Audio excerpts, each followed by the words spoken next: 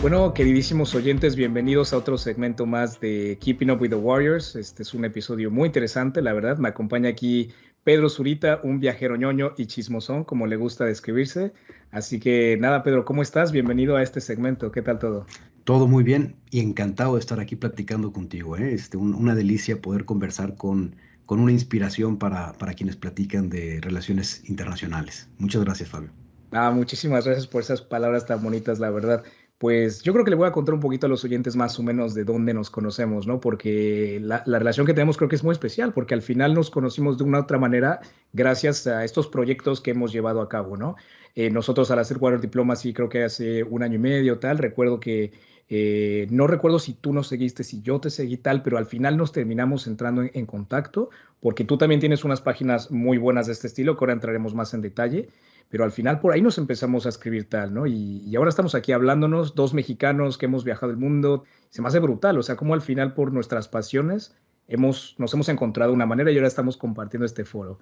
Claro, y al Entonces, final de cuentas un poco por la pandemia, como bien decías antes, la pandemia generó proyectos de mucha gente en muchos lugares y esos proyectos se fueron entrando en contacto, que de no haber existido la pandemia, quizá no hubiéramos tenido ni el tiempo ni la oportunidad de desarrollar estas inquietudes que teníamos. Entonces también de alguna forma agradecer a la pandemia por estar hoy platicando tú y yo juntos aquí.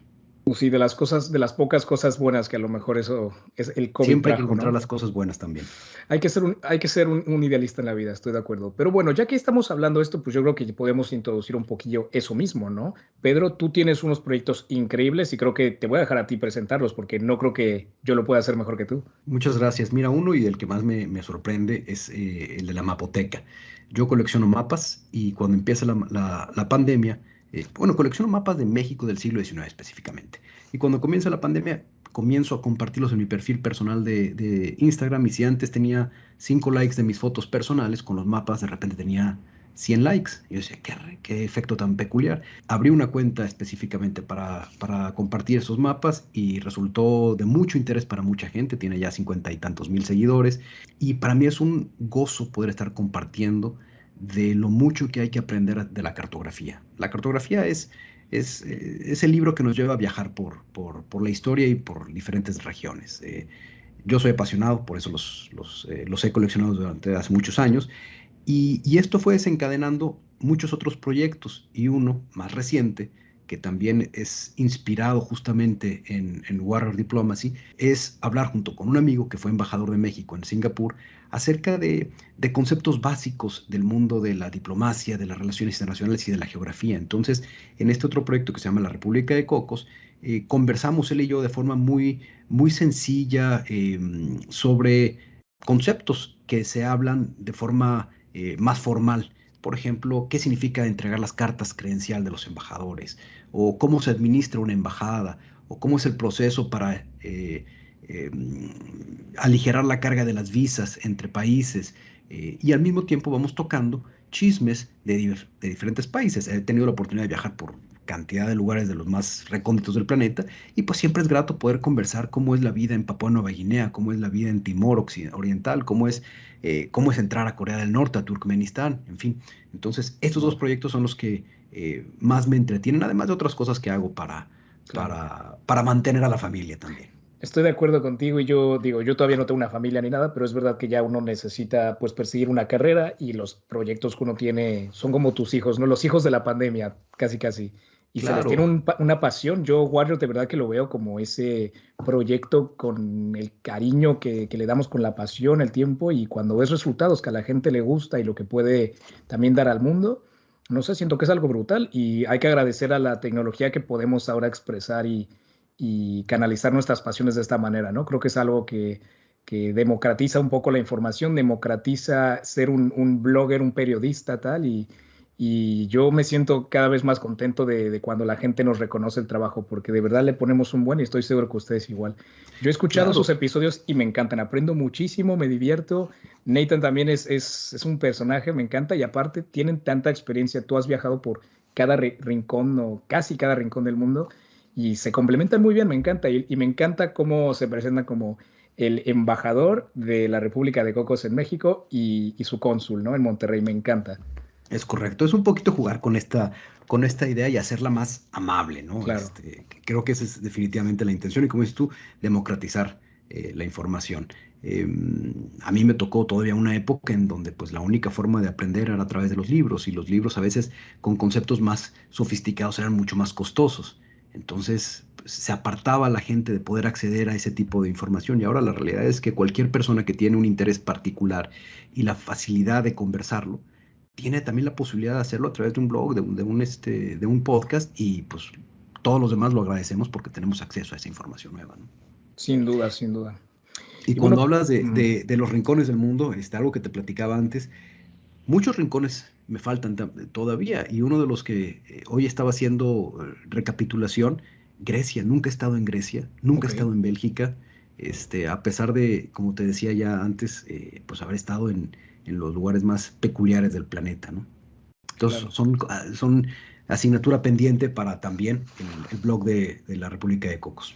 Oye, pues Bélgica es un país muy curioso, la verdad, pero siento que no es tan exótico como otros lados del mundo. O sea, es un lugar Claro. increíble para crear tu carrera. Ahora que yo estoy viviendo aquí como mexicano, de verdad que hay muchas oportunidades internacionales para este estilo de mundo y está brutal, pero así como un lugar ideal para vivir, pues también llueve mucho, es un poco gris. Entonces también tiene sus cosas buenas y cosas malas, al igual que México. Yo, México creo que es un país increíble. Tiene muchas cosas que me llaman, que amo, es mi cultura, mi gente, pero también tiene otras que dices a lo mejor puedo buscar mejores condiciones de vida en otro lado, ¿no? Yo creo que eso es algo que muchos mexicanos, es un dilema que mucho mexicano tiene en la cabeza, ¿no? Cuando tienes esa oportunidad de emigrar, pues emigras Sí, sin duda, sin ¿sabes? duda. Yo antes notaba, antes hace unos 15 años, notaba que gente que migraba tenía la posibilidad y deseo de regresar. Ya no lo Ujú, noto tanto.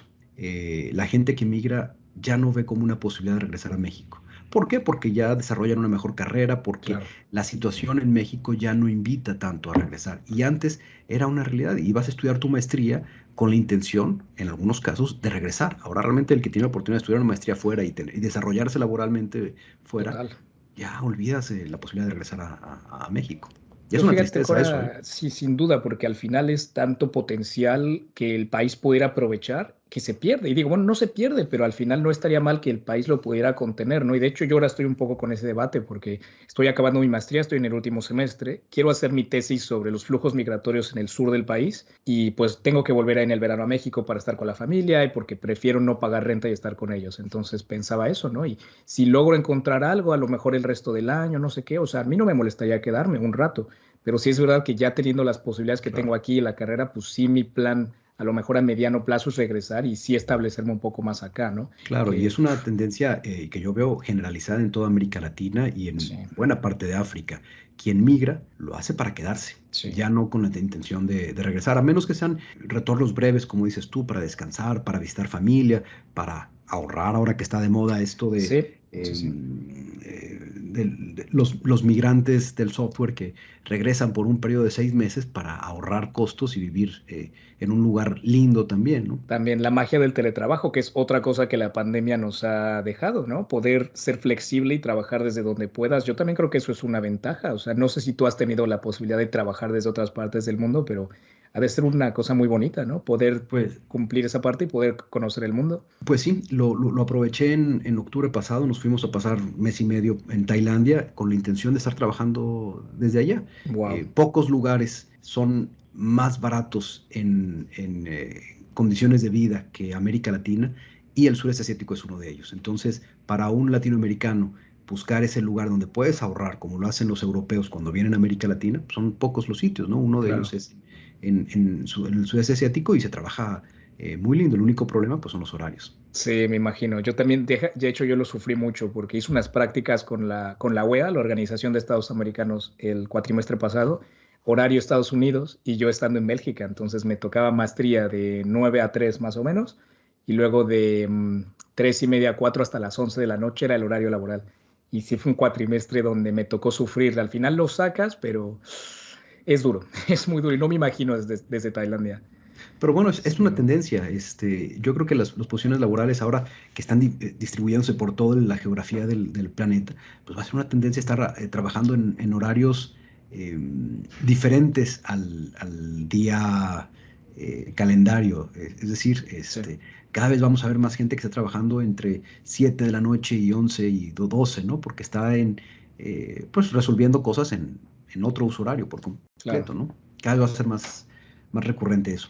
Y al mismo tiempo creo que cambia también la tendencia de laburo, porque al final ahora no compites con un mercado local, sino con un mercado internacional, que a lo mejor hasta tú como empleador te conviene tener a gente de un lugar donde le puedes pagar menos, ¿no? Entonces, también creo que son cosas que hoy en día la gente que empieza a entrar al mercado laboral dice, Dios, esto es que en 10 años no eran así las cosas, ¿no? Claro, mucho más Es muy competencia, curioso. sin duda alguna. Sin duda. Pero bueno, entrando en hablar de viajes, de rincones del planeta, te quisiera preguntar eso, de todos los sitios que has visitado, cuéntame así uno que te venga a la cabeza donde hayas experimentado algo completamente distinto de lo que cualquier mexicano crees que en su día a día pueda ver o tal. Así una buena anécdota de un viaje que digas, uff, qué historia.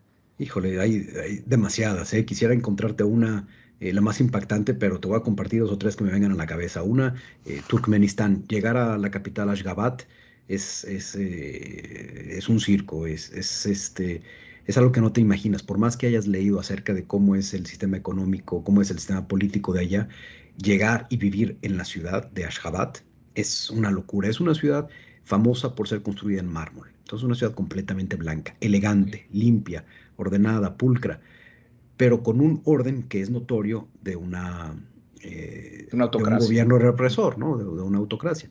Entonces, pues eso lo valoras y te das cuenta lo impresionante que es visualmente, pero lo difícil que es para viajar. Es un país en donde el turismo es muy controlado y siempre tienes que tener a un guía, como es el caso de Corea del Norte, que de hecho también ahí fue una Wow. reflexión. Mucho escuchamos de lo peculiar que es Corea del Norte, porque es el enemigo por definición de Estados Unidos, probablemente, El pero eje del mal. poco escuchamos de Turkmenistán, que tiene una situación política muy similar. Y no la sabemos porque pues no llega a los medios, pero tú estás allá y también siempre estás con un mentor, con un guía que está pegado a ti. Pero yo siempre he encontrado la forma de zafarme un poquito de ellos. En Corea del Ujú. Norte lo logramos, y esta es una recomendación por si alguien quiere ir a Corea del Norte, siendo latinoamericano es más fácil, porque Mm, al europeo lo ven como alguien que tiene una visión muy occidental sobre su país. Al latinoamericano no les importamos, entonces no te ven como un riesgo. claro. Y si tú mantienes tu conversación con tus guías norcoreanos en el aspecto personal, en el aspecto del día a día, bajan mucho su guardia. Pero si estás cuestionando cómo es el sistema político, si preguntas por qué no hay elecciones, si preguntas cómo es el gobierno local, pues el guía se va a ir cerrando y va a entender que contigo en particular tiene que ser más cuidadoso. Pero si es el caso, como en mi grupo de amigos, que una de mis amigas les preguntaba a la guía, eh, dónde compran ¿cómo le llaman? Una pistola de aire para Ujú. secarse el pelo o dónde se van a hacer las uñas, pues la conversación se vuelve mucho más humana, mucho más, sí, más personal y bajan mucho la guardia, al grado que cuando había que hacer algunas visitas que yo no tenía interés de ver, yo me quedaba caminando tranquilamente en Pyongyang sin nadie. ¿En serio? Y eso lo he ido aprendiendo, que en muchos lugares donde hay cierto control, tienes tú que ir viendo con tus guías cómo bajarles la guardia. Y lo logré también ahí en Turkmenistán y la forma es irme a correr. Les digo, oye, ¿sabes qué? Yo me gusta irme a correr en la mañana. ¿Me acompañas? No, no, no. No, no, ve tú. Y la verdad es que irse a correr en cualquier ciudad, por si a alguien le interesa el tip, es una maravilla. Es una forma fenomenal de conocer las ciudades porque vas viendo lo que te va a Sí, interesar, lo que te va interesando y después ya vas con más tiempo. Entonces, recorrer Ashgabat corriendo wow. 5 o 10 kilómetros te da una perspectiva muy interesante sin quien te esté toreando, sin quien te esté guiando. Eh, y eso me recuerda también a a Somalilandia, en donde también necesitas llevar Wow. un soldado que te esté acompañando. Un Mismo lugar caso, más peligroso, ¿no? Ahí sí que hace sentido, ¿no? Porque el Cuerno de África, uf, está duro, está duro. mira, Yo estaba estaba al tanto de la situación en el Cuerno de África y aún así quería conocer Somalilandia y sabía que tienes que llevar un soldado que te está acompañando de manera permanente, que tú tienes que pagar sus viáticos, por cierto. Pero la forma en que yo entré me permitió ser un poco más libre porque no entré por el aeropuerto, es decir, no entré por los puntos naturales de control migratorio, entré por una frontera con Etiopía caminando, literalmente. Entonces ahí no había el Ministerio de Guerra que me tenía que asignar al soldado. Entré como hijo de vecino y Mm. llegué a la capital como hijo, con nadie más. Ya estando en Hargeisa, ya tuve que ir al ministerio, ya me asignaron a un soldado, pero estuve 3, 4 días sin un soldado caminando libremente por la ciudad. Y lo mismo, apliqué la de me voy corriendo. Quería visitar unas pinturas rupestres que están en la sierra. eh, y el camino para llegar era muy ingrato, era un camino de ripio con muchas piedras, el auto iba súper despacio. Les dije, ¿saben qué, señores? No les moleste si me bajo y me voy corriendo hasta la entrada de la cueva, que eran 6 kilómetros. Mm. No, no, no. El soldado tenía que correr conmigo, lo empezó a correr los primeros 300 metros, decidió regresarse al auto y subirse en el auto. Yo me fui corriendo, llegué antes que ellos, visité el lugar solo, sin nadie, sin la presencia de ningún guía. Entonces son ese tipo de pequeñas cosas que te permiten disfrutar ese tipo de lugares difíciles de una forma más auténtica, si se puede decir, ¿no? He viajado por el mundo, he tenido la increíble suerte y el privilegio de poder hacerlo, pero ir a lugares así de exóticos, fíjate que nunca he tenido la chance. O sea, yo creo que lo más, entre comillas, exótico para mí, yo creo que ha sido Tokio y Kioto, lo más lejos que he estado, porque en Europa he viajado mucho, que llevo viviendo aquí casi 10 años. Estuve en Argentina un rato, entonces viajé un poquito por allá. Bueno, México me lo conozco muy bien. Viví en Canadá un rato, pero me encantaría visitar, bien lo has dicho tú, Tailandia, todo el sureste asiático, va a ser precioso, bello, y unos paisajes, unas playas. África me encantaría muchísimo. ¿Sabes? Un país, no sé si lo conocerás, Namibia, se me antoja muchísimo. Tiene un Claro, desierto bello con una fauna preciosa. Pero claro, Somalilandia, fíjate que nunca está son en mi lugares más lista. fantásticos. Y Corea del Norte, fíjate que sí me gustaría ir, pero me da miedo que me pase algo. Yo me escapo del No, no, guardia y de seguro que aparezco en las noticias como no, no, no, no. Mira, estudiante internacional. créeme que mucho de ese temor que tenemos es por todo lo que escuchamos en los medios tradicionales, que parte de su agenda es construir ese tipo de enemigos para Occidente. Si tú vas como un viajero normal, ahora si tú tienes que ser más cuidadoso porque tú por tu interés particular por el mundo geopolítico, pues bueno, naturalmente vas a tener ganas de entender Claro. mejor cuál es la dinámica geopolítica local y vas a tender a hacer ese tipo de preguntas. Pero como te decía antes, si te reservas esas preguntas, si te autocensuras, te la vas a pasar muy bien, es la realidad. Si mantienes tu Sí. conversación a el equipo de básquetbol que estás viendo jugar en el estadio, si te mantienes tu conversación a hablar acerca del pequeño accidente de tránsito que acabas de ver ahí, tu estancia va a ser bastante buena y aplica la lógica a final de cuentas. Nunca Total. hagas nada que parezca mínimamente un delito, ¿no? Como Sí, no, no no. lo harías en ningún otro lugar. Si te portas bien, pues no hay por qué tener ningún temor. Qué cosa más Entonces, loca, de verdad.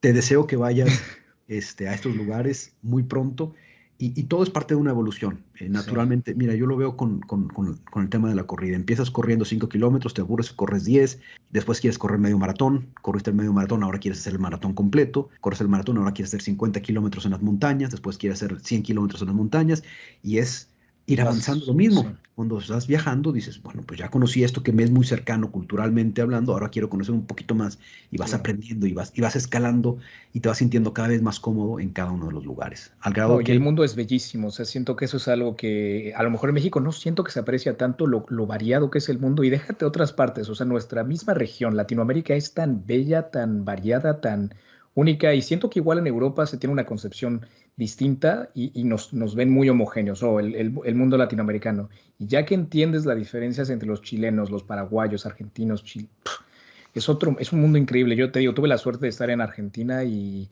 me decían muchos, tú eres latinoamericano, ¿qué haces haciendo tu intercambio de vuelta en Latinoamérica? Ya te escapaste, güey, ¿qué haces volviendo? Y yo, claro, para nada, me estoy yendo al sur, que nada que ver con México, y dicho y hecho, nada que ver. Y bellísimo, de verdad que Buenos Aires, todo lo que vi por allá, me encantó, me sí, yo encantó. creo que dices muy bien, tenemos esa idea general de que el otro tiende a ser más homogéneo de lo que realmente es.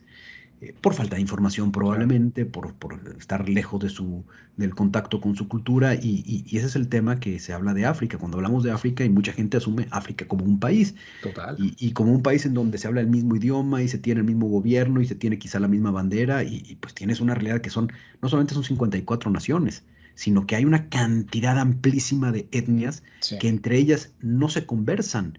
Si tú estás en Nigeria, hay, no sé, 80 idiomas, los Igbo pues no entienden a los Igbo, y los Hausa tampoco los... Pero tienes que estar ahí, tienes que claro. hacer el esfuerzo por conocerlos mejor, ¿no? Y eso es la maravilla de tener podcasts como el tuyo, que te Sí, permiten conocer mejor a todos tus oyentes, conocer mejor, viajar a estos sitios, y entender que no es un monolito. Los claro. continentes no son un monolito, ¿no? Nosotros intentamos mucho también balancear eso, ¿no? Tratando de traer a invitados que sí que han tenido estas oportunidades y que vengan al show a dárnoslas, porque lo recuerdo muy bien cuando hablamos de Irán, decíamos, Irán es un país increíble, pero necesitamos hablar con alguien que ha estado ahí para que nos cuente. Pero al Claro. final, y eso está curioso, porque primero hablamos con un chico español que se fue allá de intercambio, una experiencia especial. Muy buen episodio y nos encantó, pero ahora tuve la oportunidad de hablar con una compañera mía de la maestría iraní, una chica, y me contó su historia como mujer en Irán y claramente así es las cosas allá. Yo era con lo que está pasando ahí, una locura. Y me encantó, ¿no? También yo creo que esa es la cosa de hacerlo en español y en inglés, ¿no? Algo que nos ha permitido también poder traer a gente que no habla el idioma, no tienen el bellísimo premio de hablar nuestro bellísimo idioma. Y nos ha encantado, de verdad que yo te digo, le tengo una pasión a esto y me encanta que la gente que nos sigue, que nos escuche, les podemos aportar algo distinto, ¿no? Digo, nosotros analizamos, nosotros contamos, pero cuando traes la perspectiva de alguien que ha estado ahí, te cambia el panorama, ¿no? Y eso es algo que creo que damos, que los Y déjame podcasts le ver, dan a la gente, que las clases faltan, ¿no? En las clases te dan el libro, como tú bien lo dices, y genial, pero necesitas algo más para de verdad entender el mundo. exactamente. Y la perspectiva de género también, ¿eh? Sí, Déjame decírtelo, sí, fue algo que observamos. Tú lo platicas que en el capítulo de Irán, pues una perspectiva de un amigo tuyo, pero después una perspectiva de otra amiga. Son historias totalmente diferentes. Y déjame platicarte algo que yo observé también en Corea del Norte. Éramos 7 u 8 amigos, 3 eran mujeres, el resto éramos hombres, y los hombres observamos una cosa y las mujeres observaron totalmente otra. Es decir, la lección de Corea del Norte fue muy clara por cuestión de género. Y conversarlo, es decir, yo no hubiera entendido, no hubiera aprendido tanto de Corea del Norte si no iba con amigas, porque ellas tuvieron una sensibilidad para entender y observar otras cosas que nosotros los hombres no vimos. Y para ellas quizá la experiencia fue una y otra al platicarlo con el resto de los amigos hombres, para que observamos ciertas cosas que para ellas les pasaron por alto, ¿no? Entonces, qué padre, qué bueno tener esta oportunidad de enriquecerlo con visiones tan diferentes, ¿no? no, al final de verdad que yo siento que el fenómeno de los podcasts es brutal y no sé si ustedes lo han notado con sus oyentes, con la gente que les escucha, cómo se crea esta dinámica de un oyente al final te termina conociendo. O sea, Pedro, creo que te conozco a ti más de lo que te conozco por estarte escuchando tu voz. Al final te terminas asociando con las opiniones y hasta te dan ganas de intervenir en el podcast, ¿no? Uno deja de hablar y uno quisiera contestar. Y siento que ese fenómeno le pasa a la gente que nos escucha y que nos conoce un poco más de lo que creemos. Y a mí se me hace muy raro luego cuando nos mandan mensajes y es como, es que esta gente siento que tiene un vínculo distinto conmigo, pero pues yo no lo puedo ver tanto porque estoy de esta parte del micrófono, ¿no? Y se me hace increíble, o sea, al final es una manera distinta de conectar con gente que tiene tus mismas pasiones y a mí me encanta, de verdad. Luego hemos hecho un par de quedadas, una en Madrid y una en México. Y conocimos a la gente que nos escuchaba y se me hizo de verdad increíble. Ves ya la gente que está detrás de Spotify y muy recomendable. Sí, no, yo te los felicito mucho por ese tipo de reuniones que han hecho, eh, de acercarse con la gente que los escucha, porque debo decirte una cosa, para muchos de los que escuchamos el podcast de ustedes, son como ídolos. Ay, no digas eso, Ustedes, me sí, elevas el ego, claro. ¿eh? No se me va a bajar Pues la cabeza, ¿eh? es un poco la intención de reconocimiento, de decirles, tienen un material tan padre, tan fresco, tan claro en la forma en que nos pueden ayudar a entender mejor el mundo, que los vemos como personajes importantes, y tener la posibilidad de tomarse una cerveza y de conversar con ustedes y escuchar de manera personal sus opiniones es un privilegio y es un gozo. Entonces, esas ocasiones que han hecho esas quedadas, créeme que quienes han asistido son memorables. Sí, no, fue muy bueno y también me encanta que nuestro público es gente joven, gente que está empezando sus carreras, tal, porque también es algo que le tratamos de poner mucho énfasis al podcast, ¿no? Tratar de representar a ese profesional joven, porque a la gente mayor la escuchas en conferencias, en la televisión, en las noticias y nos hace falta a los jóvenes también estar metidos en este mundo, ¿no? Porque también valemos, o sea, al final se nos va a quedar el mundo a nosotros y se vienen obstáculos complicados, entonces necesitamos esas herramientas y estar activos. Y siempre que tenemos la posibilidad de traer a alguien joven, lo intentamos, ¿sabes? Y al final lo vemos en las estadísticas un poco. La gente que más nos escucha es gente entre 18 y 25 años. Y es nuestro objetivo al final. Wow, Así que brutal. pues Así que sin no duda. sé, Pedro, si yo podría seguir hablando a ti aquí contigo un buen rato. Yo no sé cómo estás de tiempos. Los keepings suelen durar media hora, pero oye, si tú estás aquí contento y no tienes nada que hacer, le dejamos Mira, si otro quieres, ratito, con ¿eh? mucho gusto le damos unos 15 minutitos más, que a mí Me son temas que a mí parece, me gustan mucho. Todo me lo que parece significa brutal. geopolítica, geografía, cartografía, para mí son temas Y yo estoy muy seguro que los divertidos. oyentes lo van a agradecer, de verdad, que la conversación está fluyendo muy bien. Y hablando de temas geopolíticos, ¿tú cómo ves el mundo ahora? Tú que lo has conocido, lo has recorrido, ¿cómo ves la situación del planeta, los países? Híjole, es muy buena pregunta.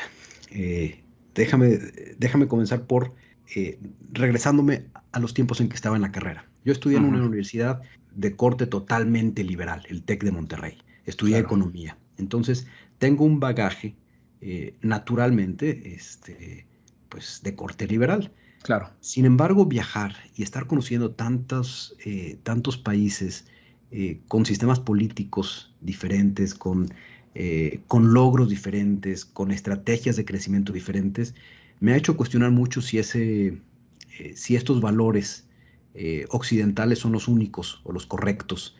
Em, y, y al hacer esto, trato de ver que el mundo tiene paradojas que hay que resolver y no son tan sencillas de hacerlo.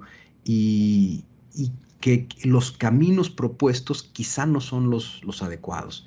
Me sorprende mucho ver ejemplos en Malasia o en Corea del Sur, que eran naciones, Corea del Sur en particular, que hace 40 o 30 años tenían una economía muy similar a la de varios países latinoamericanos y hoy están a la par de Japón. Y lo hicieron no con un sistema necesariamente democrático, lo hicieron con un sistema partidista. Entonces, yo cuestiono mucho esto de si los modelos occidentales son los más adecuados. Ok. Y ahora, respondiendo a tu pregunta, ¿cómo veo el mundo actualmente? Pues veo que estamos en un parteaguas en donde se tienen que definir nuevos valores probablemente, en donde quizá es momento de cuestionar si los valores que hemos utilizado en los últimos 300, 400 años van a quedarse o tienen que actualizarse, acomodarse y quizá, no sé si vaya a suceder, a lo mejor estamos ante la imposición de unos nuevos valores de corte oriental, Sin duda, que no estoy son de los acuerdo. más, no estamos familiarizados con ellos, no nos gustan quizá, pero a lo mejor es el momento en que el mundo va a ir cambiando, va a ir evolucionando hacia nuevos esquemas, pues, de valores, no solamente Sí, no, no, políticos, de total. No, valores estoy de acuerdo totalmente. contigo y creo que aquí es una manera de conectar directamente con el alzamiento de China a nivel internacional y Asia-Pacífico como la potencia económica, la región con más crecimiento económico. Y aquí lo que yo me cuestiono mucho y algo que hablo mucho cuando tocamos estos temas en la carrera así, es el rol que va a tener, entre comillas, la periferia, ¿no? Latinoamérica en un mundo donde ya no estamos al lado de la potencia principal, sino al lado del océano, ¿no? Y teniendo a Estados Unidos con esta ideología de que Latinoamérica es su zona de influencia directa, ¿cuál es el rol de Latinoamérica ante esta competición, ¿no? Eso es algo que yo siempre trato de tratar mucho y traer mucho a la mesa aquí en mis estudios en Europa, ¿no? ¿Cuál es el rol de Latinoamérica? Porque Latinoamérica importa y yo trato siempre de dejarlo bien claro, ¿no? Yo me ¿Y quiero cuál es dedicar el a rol que eso. tú ves entonces? Pues mira, yo creo que Latinoamérica es una zona, lo primero es que me duele mucho porque somos culturas con muchas cosas en común, pero estamos tan divididos por cosas que no hacen sentido. Entonces, yo veo una Latinoamérica con un gran potencial como mercado, como un bloque, pero es un bloque que no está sólido. Entonces, yo creo que si algo tenemos que hacer las nuevas generaciones es como tratar de quitar esas divisiones, ¿no? Entiendo que por cuestiones comerciales, económicas, políticas, es muy complicado, pero yo creo que si no logramos consolidar eso, nos van a devorar a uno por uno. Eso es lo primero. Y al final también hay que reconocer, una vez en Argentina, en mis estudios allá, leí una teoría muy buena que se llamaba el realismo periférico, que es cuando un país entiende que no es una potencia principal, que a lo mejor es una potencia mediana o simplemente eres un país con poco alcance internacional y se vale, ¿no? Porque todos los países tienen distintas fuerzas. Claro. Entonces, entendiendo eso, saber cómo jugar tus cartas, ¿no? O sea, en la Unión Europea al final los países chiquitos lo entienden y se alían, están con los grandes para que no se los agarren uno a uno. Entonces, con eso en mente, entendiendo que Latinoamérica no es una potencia militar, a lo mejor no es una potencia económica, ¿qué podemos proveer? ¿Cómo podemos estar en este panorama, ¿no? Y ahí ya entran temas de, vale, podemos proveer con materias primas, tal, pero ¿cómo lo hacemos, no? Mi compañero de aquí de piso es argentino y está haciendo su tesis en el litio. Como Chile y Argentina tienen muchas reservas de litio y quiere hacer una tesis escribiendo cómo a lo mejor sería la mejor política para que tampoco sea abuso extractivo de las potencias, ¿no? Cómo Argentina y Chile pueden, no es esta cosa que se llama la maldición de los recursos, ¿no? Cómo evitarla. Y se me hace brutal. O sea, al final me encantaría tener más respuestas de esto, pero pues así como en términos generales, creo que esas son cosillas que Yo, a lo yo creo mejor que ahí podrían hacerse. tenemos una disyuntiva. Si Ajá, queremos mantener a nuestra región como una proveedora de recursos, evolucionar a otra en donde total. desarrollamos servicios, desarrollamos ideas. Y sí, los recursos son importantes, pero tienes que convertirte en una, si quieres participar de decisiones. Sí, claro. Si solamente aportas recursos, estás sujeto a los mercados. Sí, Si tú quieres que tu opinión sea válida, que tu opinión sea tomada en cuenta y tú imponer condiciones, pues tienes que desarrollar algo que sea imperativo para el resto del mundo. Tienes que tener sí. ideas. Y China lo Y en hizo eso muy bien. La China lo ha hecho muy tecnología, sus bien, servicios Corea del ahora, Sur lo ha claro. hecho muy bien, Singapur lo ha hecho muy bien, nosotros no, América Latina Sí, no. y se me hace brutal porque es que hemos tenido relativa paz por tanto tiempo, somos países con muchos recursos, con mucha población, estamos al lado de uno de los mercados más grandes. ¿Cómo es posible que hemos estado siempre en la parte de atrás de la fila y tantos países se nos han adelantado? ¿Qué nos ha faltado, no? Pero sí tengo mis respuestas para eso, de forma Sí, personal. Serán en otro momento, pero creo que tenemos que decidir si queremos seguir siendo proveedores nada más, claro. de mano de obra y de recursos, o generadores de contenido, no de contenido, sino generadores de ideas, generadores de Claro. servicios. Ahí está la discusión. Sin duda, el cómo está para otro episodio, Sí. pero sí, sin duda. No, y al final de verdad a mí me encanta, o sea, yo te lo juro, también tengo el privilegio de poder tener la nacionalidad española por mi abuelo y me encanta, pero nunca he dejado y por más que esté fuera, o sea, de verdad que yo por más que viajo, más mexicano me siento porque más extraño mi cultura y ahí es donde nací, donde crecí y siento que eso es algo que jamás voy a perder y quiero que eso se refleje en mi trabajo, ¿no? Porque a mí me encanta toda la geopolítica, me encanta este mundo de la política en Europa y tal, pero al final quiero de verdad terminar trabajando en las conexiones porque, no sé, Claro, siento que uno que, claro. que es de ahí, no hay que olvidarlo y hay mucho espacio de crecimiento. Así que, pues a ver cómo nos trata la vida. Mencionabas tú que tus abuelos son españoles y que tienes la Sí, nacionalidad española. Quisiera aprovechar este comentario para que tus escuchas que viven en España sepan algo más acerca de la realidad latinoamericana en función a este reconocimiento de nacionalidades.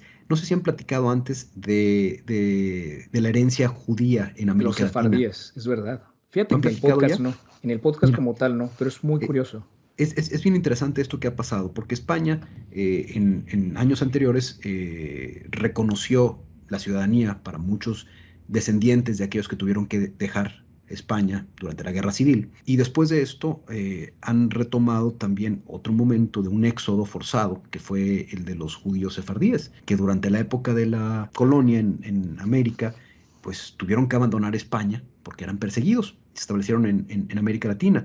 Y ahora hay un proceso en el que están reconociendo a todos esos descendientes como con nacionalidad española. Y estamos viendo que en diferentes lugares de América Latina hay una efervescencia por encontrar sus raíces judías. Y es un caso bien interesante. Digo, esto sucede en Colombia, sucede en México especialmente, en algunas naciones de Centroamérica. No es el caso necesariamente de Argentina. En Argentina la migración judía fue mucho más reciente. Ujú. Pero lo que estamos viendo, en particular aquí en Monterrey, es que se está reencontrando los orígenes judíos de la ciudad.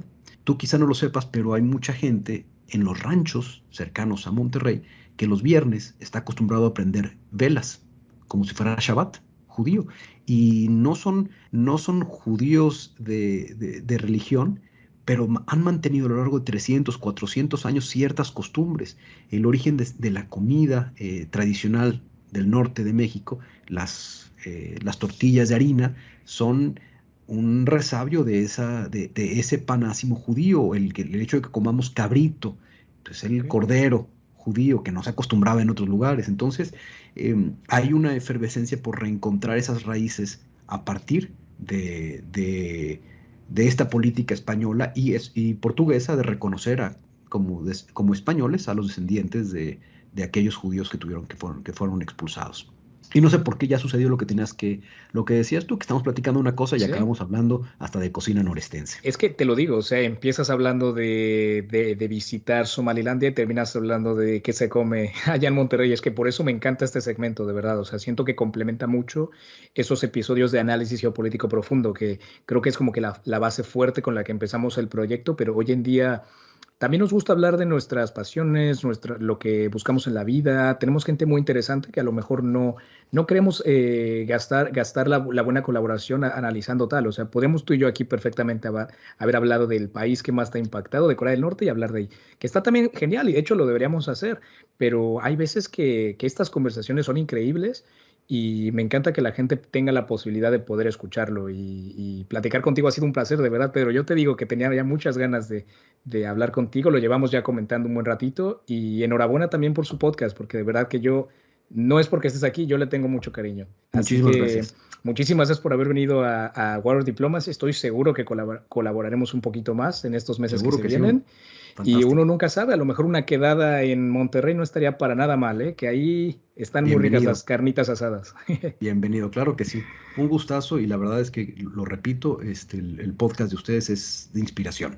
Muy bien hecho. Muchísimas gracias. Y no sé si nos quieres dejar a lo mejor, bueno, seguro lo dejaremos en la descripción del episodio para que también chequen Mapoteca y República de Cocos, pero igualmente si nos quisieras a lo mejor cómo contactarte o como tal. Mira, fantástico. En Instagram la cuenta de los mapas es @mapoteca_mx. Es una muestra de muchos de los mapas que he ido coleccionando. O el podcast de la República de los Cocos, en donde platicamos, conversamos con embajadores y tocamos algunos temas de países y chismes de la política internacional. Buenísimo. Pues señor cónsul de la República de Cocos en Monterrey, ha sido un placer tenerla aquí y estamos al tanto para más pláticas. Muchísimas gracias. Espero volver a platicar juntos, Fabio. Que estés muy bien.